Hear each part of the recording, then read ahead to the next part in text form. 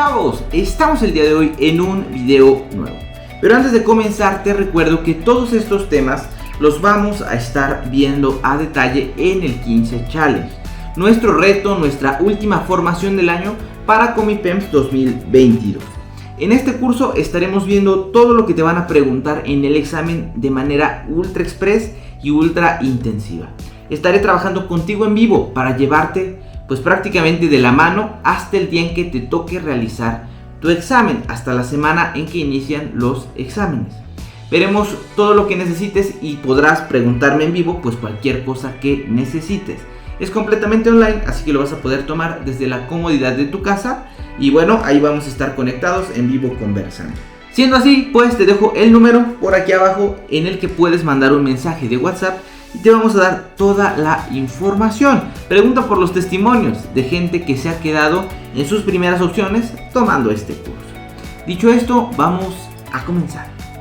Como lo leíste en el título del video, el día de hoy estamos aquí para resolver el apartado de geografía. Sin más preámbulo, comencemos. La pregunta número 93 nos dice: la zona de Ciudad Nezahualcóyotl era hasta hace 30 años zona de cultivo. Este ejemplo hace referencia al principio de... Y ok, este tema nos remite a uno de los que, pues desde luego, está desarrollado en la guía del 15 Challenge, ¿no? En el que se nos habla de los principios básicos del espacio geográfico. El espacio geográfico tiene diferentes conceptos que debemos recordar: localización, distribución, relación, pero el más importante y la respuesta a esta pregunta sería de temporalidad. ¿Por qué? ¿Y qué es la temporalidad? No sé si tú alguna vez en la vida has escuchado que tus abuelos o tus padres llegan a comentar: cuando nosotros llegamos a este lugar, todo era monte, o aquí todavía había magueyes. ¿Por qué dicen esto? Porque el espacio geográfico ha cambiado con el tiempo. Donde antes había montes, pues ahora hay carreteras. Donde antes había casas, pues las han quitado y ahora pasa una autopista, por ejemplo. Ese es el principio de temporalidad con relación al espacio geográfico. Que el espacio geográfico se ve modificado por el tiempo. Que lo que antes había, quizá mañana ya no exista. Tal es el caso, por ejemplo, de los edificios que estaban antes de los terremotos que sucedieron en años recientes. Ahora ya no están. Es decir, por mano del hombre o por pues la misma naturaleza, ¿verdad? Pues el espacio geográfico se va modificando. Por lo tanto, aquí la pregunta nos dice: la ciudad de Nezahualcóyotl era hace 30 años zona de cultivo. Ahora ya no lo es, ahora ahí habita gente. Por lo tanto, la respuesta correcta sería de temporalidad. 94. Es una representación gráfica de una porción de la superficie terrestre. Como uno de sus elementos principales, suele contener coordenadas para localizar puntos específicos. Ok. Cuando nosotros queremos representar el espacio geográfico, podemos hacerlo a través de diferentes elementos, de diferentes materiales. Lo podemos hacer a través de dibujar un croquis. Lo podemos hacer a través de un plano, lo podremos hacer a través de un mapa o de un atlas, lo podemos hacer a través de un globo terráqueo, de una fotografía aérea o de una imagen en satélite. El espacio geográfico yo lo puedo mostrar a alguien de diferentes maneras. Sin embargo, cada uno de estos que yo te he hablado hace un momento, ¿no? Plano, mapa, globo terráqueo, imagen satelital, todos tienen características distintas. El único que cumple con la característica fundamental de tener coordenadas es el mapa. Por lo tanto, la respuesta correcta sería A, mapa. 95. Etapas del ciclo hidrológico que permiten respectivamente la recarga de los mantos acuíferos y las presas. Ok, cuando nosotros oímos hablar del ciclo hidrológico, lo que nos quiere decir es el ciclo del agua, ¿verdad? Y como nosotros sabemos, el agua cumple con varias fases: evaporación, condensación, precipitación, filtración y escorrentía, ¿no? Siendo así, hay dos fases que son las que nos ayudan a rellenar los mantos acuíferos y a que se llenen las presas. ¿Cuáles son?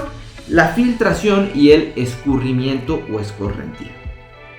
¿Qué es la filtración?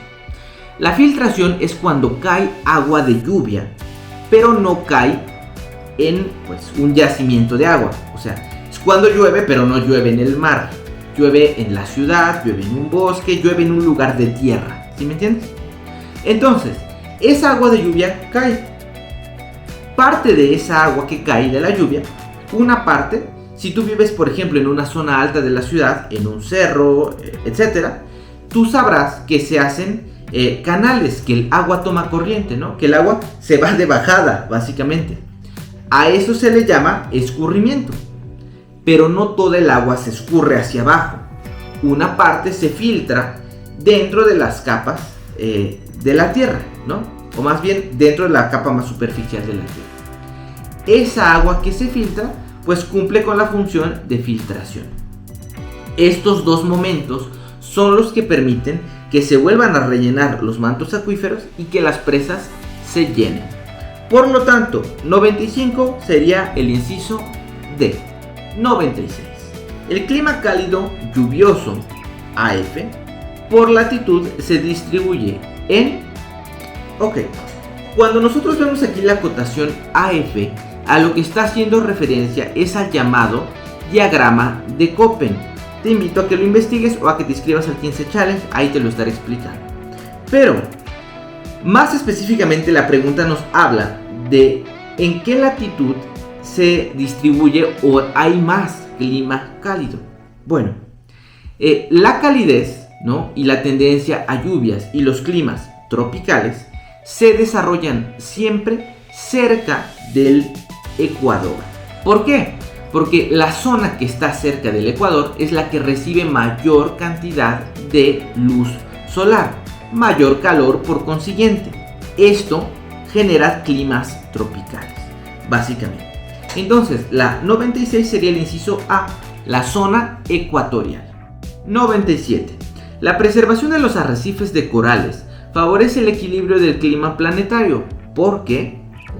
Respuesta correcta, porque contribuyen a la disminución de dióxido de carbono. 98. A partir de la información que ofrece la gráfica, determina cuál fue el incremento de la población en México de 1910 a 1970 y de 1970 a 2005 respectivamente. Vamos a ello. Esta gráfica ni siquiera es tan de geografía, lo único que tienes que hacer es observarla y responder. Aquí te dice, incremento de la población de 1910, que está aquí, a 1970, que está aquí. Pues ¿cuál es la diferencia entre la población que había en un tiempo y que había en otro? En 1910 había 15.1 y en 1970 había 48.9. Hay una diferencia de 33.8. Y de hecho ya con eso tenemos la respuesta, sería el inciso B. Luego, de 1970, ¿sí? Aquí está, a 2005. Aquí lo tenemos, ¿listo? Y pues, ¿de cuánto es el incremento poblacional de un año con respecto al otro? Es de 54.2. Por lo tanto, la respuesta correcta para la pregunta 98 sería el inciso B. Pregunta número 99. Principales ciudades de México que destacan por la extracción de hidrocarburos. Hidrocarburos es otra manera de llamar a petróleo, etcétera, derivados de este. Siendo así, ¿cuáles son las principales ciudades de México que destacan por la extracción de estos? Pues bueno, el principal, uno de los líderes, ¿no?, en extracción de hidrocarburos sería Coatzacoalcos, en Veracruz, y también Poza Rica. Por lo tanto, la respuesta correcta sería la A, para la pregunta 99. Siguiente pregunta, pregunta número 100. Organización que contribuye a la globalización determinando las normas que regulan el comercio entre los países del mundo. Esta pregunta nos remite al tema 4.5 de la guía del 15 Challenge. Allí estaremos viendo todos estos temas. Este tema se denomina globalización, organismos económicos internacionales y empresas transnacionales. Siendo así, hay diferentes organismos, ¿no?, que lo que hacen es regular, ¿no? Reunir, poner reglas para que los países tengan relaciones económicas pues adecuadas. ¿Qué tipo de reglas? Reglas en materia de comercio, de cooperación económica, programas de apoyo a la pobreza entre los países, etc. Aquí se nos pregunta cuál es la organización de todas las que hay, ¿no? Del Fondo Monetario Internacional, del Banco Mundial, de la Organización Mundial del Comercio, de la OCDE, de todas esas organizaciones que existen, ¿cuál es la que sirve para ponerle reglas al comercio internacional? La respuesta sería, pues como su nombre lo indica, la Organización Mundial del Comercio. Esa es la que regula el comercio entre los países. 100 sería el inciso A. 101. Son características de los países centrales. Esta pregunta nos remite al tema 4.7 de la guía que utilizaremos en el 15 Challenge. Este tema se llama Desigualdad socioeconómica, diferencias entre países centrales, periféricos y semiperiféricos. Aquí entendamos esto. Los países centrales es otra manera de llamar países ricos, países con bienestar económico. Países periféricos serían países como los nuestros, que son países en vías de desarrollo, y países semiperiféricos serían los países que se encuentran con altos índices de pobreza, principalmente acentuados en el continente africano. Regresando a la pregunta, pues bueno, los países centrales, siendo los países ricos, son aquellos que controlan el desarrollo tecnológico, como Estados Unidos o China, por ejemplo. Son también los países que controlan los mercados y los capitales, los que controlan pues lo que se vende, ¿no? Lo que se distribuye y el dinero que se genera a partir de esto. Y son los que desarrollan la industria manufacturera, los que producen básicamente. Entonces, la respuesta sería el inciso D para la pregunta 101. 102. Elementos básicos de la diversidad cultural en el mundo. Este tema nos remite al 5.1 de la guía del 15 Challenge, diversidad cultural de México y del mundo, etnias, lenguas, religiones y patrimonio cultural. Y es que es importante entender esto.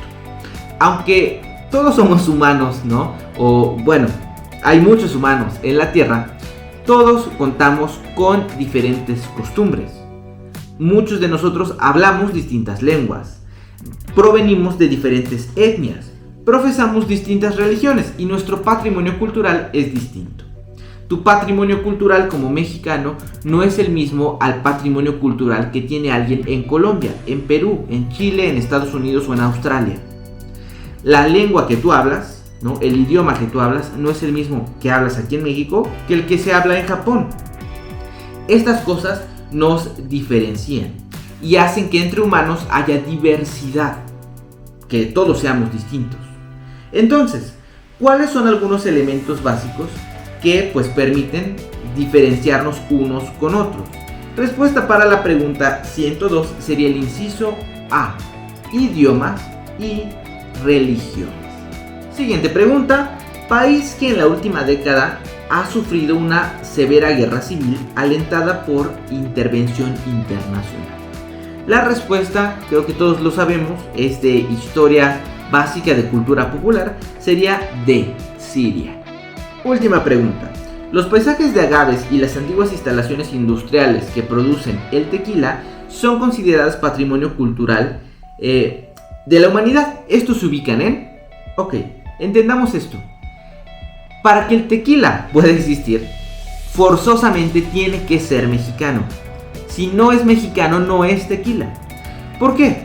Porque el tequila solo se desarrolla en Jalisco. De hecho, hay un pueblo que se llama Tequila. De hecho, ahí se grabó la novela de La Gaviota. ¿Recuerdas? Destilando amor.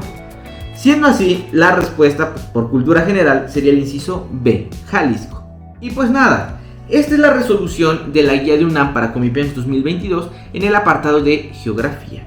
Pon aquí abajo en los comentarios cuál quieres que siga, cuál apartado te gustaría que tuviéramos aquí abajo. Te mando un fuerte abrazo, inscríbete al 15 Challenge, que ahí veremos todos estos temas. Y nos vemos el día de mañana con un video.